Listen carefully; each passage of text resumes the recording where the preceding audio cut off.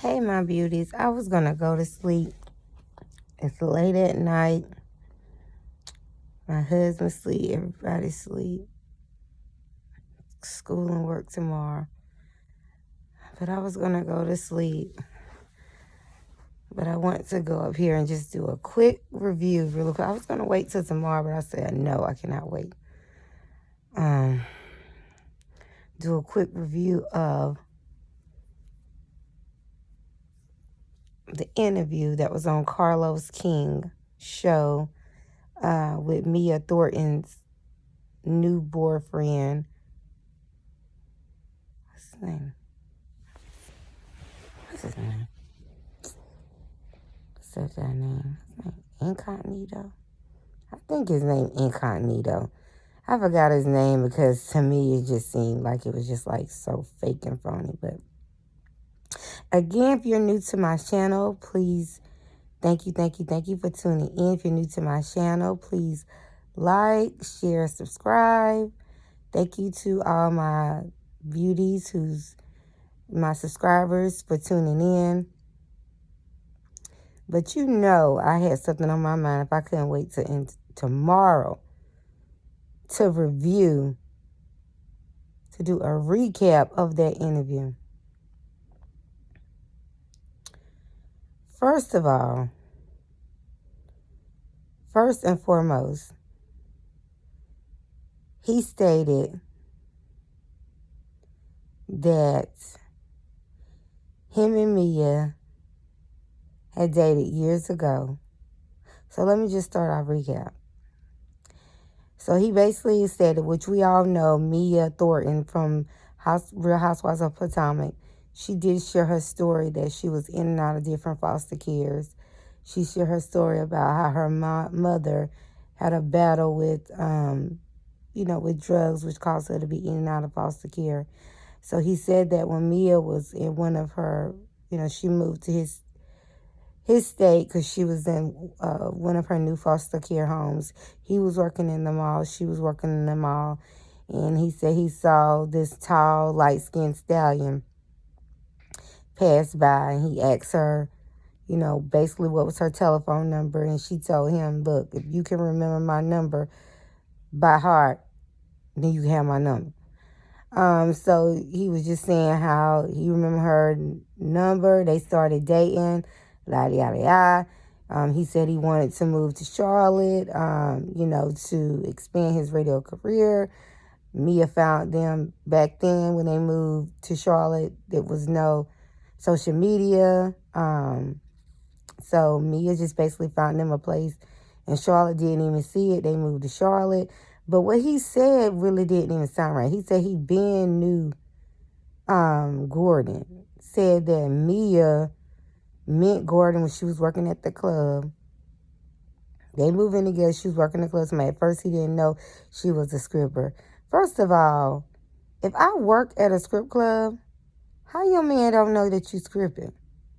Like, how you her dude, you her main dude, and she's working at the strip club, and you don't know what she doing at strip club.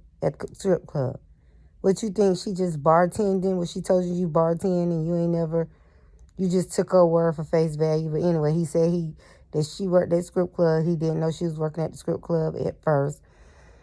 And then he said that he found out about Gordon because he had a piece of mail that came to the house and said that he co-signed for Mia to get a car.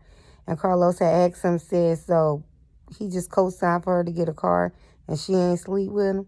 And he was like, nah. He was like, so we both know Mia is a stallion, but you really think Gordon just got her a car and she ain't had to sleep with him? He was like, nah. But he said, but I left shortly after she was dealing with him, and then she ended up getting married to somebody else, and then she ended up meeting Gordon. I'm like, but just the way he was talking, like, I'm in love, and the way he was just sitting up here talking like, she the one. And Carlos King asked him, like, do you think she's a gold digger? He said, I feel like she a GOAL. She's a gold getter. I ain't mad at her. I mean, I feel like I don't see how she's a gold getter, because a gold getter, whatever they call it. I don't even know what it is because I ain't never even been one. But I don't see how she's one because she don't want to date anybody who's not well off. If that's what she feels, if she feels like, she's worthy of more, she don't want to date anybody who is not at a certain stature. If she's saying she don't want no scrub, then she don't want no scrub. That's her priority. Some people are with people because they love them no matter what they got. But some people, they want you to have money, and then the love will eventually come. So, but it is good to know that they both dated back in the day when they were young, before either of them were at the level of success that they at now. And but when he was just saying she was amazing, everybody, it just felt kind of corny. But hey, I'm not hating. It seemed like he's in love with her, and I hope she loved him as well. But my thing is, and I'm not a man, but my thing is, like, if she was with Gordon that entire time when Gordon had the money and wealth, and now the money is wealth is gone, and now she's looking to be with somebody else, you not nervous? I mean, he's on a radio station, it's syndicated, and we all know. Well, those of you who don't know or are not familiar with, but you can go and look up different radio stations that once they get syndicated, they can make a lot of money. Like Steve Harvey and all of them who have syndicated radio stations, they make a lot of money. So I'm pretty sure he's he's doing well for himself. But if I was him, I would feel a little worried, like, okay, in the future, if this was to happen to me, if something happened and I run out of money, would she leave me too for the next one? But, she won't be young for forever. Eventually we all gonna get old, and you gonna need to just be with somebody who you can sit down and settle with. But I'm gonna have I don't feel like going through the whole entire interview because it wasn't nothing like that anyway. I thought it was gonna be how Carlos came on advertising it. I thought it was just gonna be all this and this and that, but he just seemed like he was just being a little fake to me. How he was, I'm just in love. I'm like, okay. I understand y'all dated back in the day, but you got to realize when you're with somebody when you young, and then they come back and then you start dating them when you are older, the same person you were when you was in a teenager or in your 20s or even in your early 30s is not going to be the same person you are when you're in your late 30s or 40s like Mia. So, and also Carlos King asked him about will him and Mia want to have kids, and he was saying yes. Now, men can have kids when they 100 years old. I don't even know if she would want to have kids right now. I don't know how old Mia is. I don't know.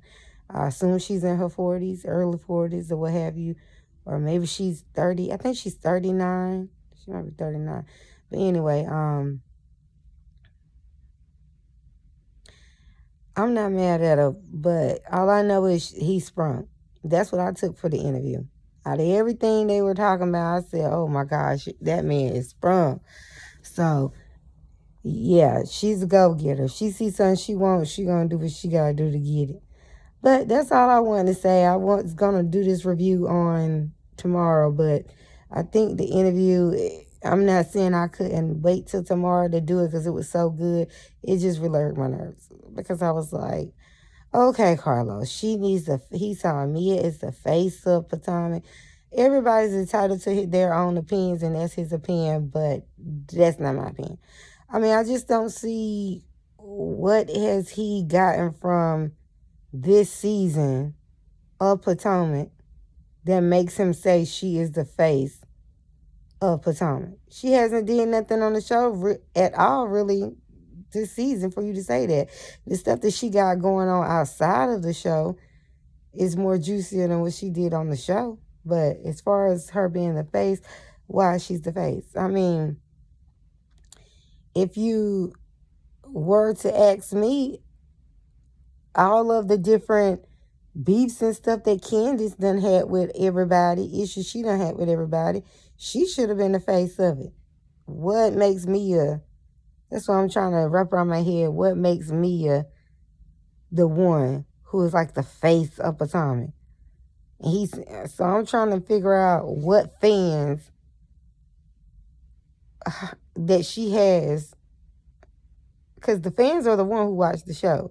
So how many fans you've heard, Carlos King, that say they wanted Mia to be the face of the show? That's your personal opinion. That's one thing about that I'm really trying to figure out different. I'm a new YouTuber, so I'm really trying to find my niche and I love reality shows, so that's why when I started my channel, I wanted to talk about reality shows and things that happen. But it's like a lot of different YouTubers and bloggers on YouTube that talk about reality shows. So I'm just really trying to find my niche. And then I love the lore, so I try to talk about the lore. But I'm trying to find my real niche on there, because it's like when it comes to these Real Housewives of Atlanta shows and stuff, or not Atlanta, I'm talking about Real Housewives of Atlanta. Lord, I love Real Housewives of Atlanta. Real House of Potomac. When it comes to these Real Housewives shows, it seems like it's so many experts up here. But you need to realize everyone has their own channel. Everyone is entitled to their own opinion. So Carlos King thinks that she should be the face of Potomac. I don't think she should be the face of Potomac at all. I feel like Candace Bassett Diller, to me, has proven herself and did a lot where she should be the face of Potomac. But that's my personal opinion. But I'm going to link it was a live interview. Well, it wasn't a live. It was an interview that he did with Incognito. I'm going to put the link of that interview that Carlos King did on his channel. Feel free to watch it if you like. But those are just the key things that I felt like stood out to me. Everything else just seemed like it was just fake. He said he said that Carlos King asked, will he move to Potomac, Maryland, if they were to get married, and he told me, I feel like, I wanted to say, dude, just say you feel like she'd be bi-coastal. He told me, I feel like, wherever she put her feet down, she's a star. Oh my goodness. What in the world? Like, Mia, let me call you up, girl. What move did you put on him that got that man so sprung? Lord Jesus. But I just feel like he wasn't being his authentic self. But I do honestly believe that he loves the girl, and I hope she loves him just as much as he appeared to love her on Carlos King's show. All right, but that's the only thing I wanted to get up here and say, you guys. And like I said, I'm going to put this link to Carlos King channel to that interview in my description box at the bottom. And yes, you guys, I am in the bed, got my pajamas on. I don't have a bonnet on. I have my silk scarf on. But you know how Tammy Roman has Bonnet Chronicles? I need to call this my Silk Wrap Chronicles. I got my silk wrap on my head. But yeah, fresh face, silk wrap on, ready for bed, and just wanted to go up here and say that, because I said I'm going to be consistent by all means necessary. All right, you guys. Well, thank you so much for tuning in with me. Like I said, you can watch the full video interview by the one and only Carlos King in the description. And like I tell you all the time, I love you, my beauties, but always know that God loves you first. Good night.